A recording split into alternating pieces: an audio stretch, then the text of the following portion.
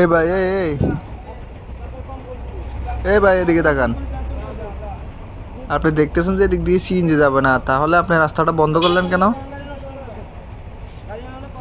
না, আপনার রাস্তাটা বন্ধ করবেন কেন ভাই?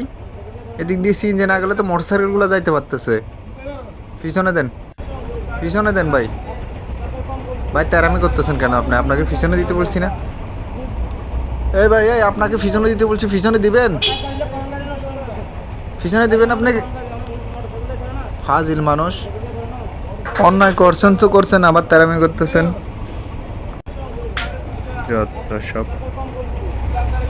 এসব মানুষগুলোকে কি বলা দরকার বলুন তো?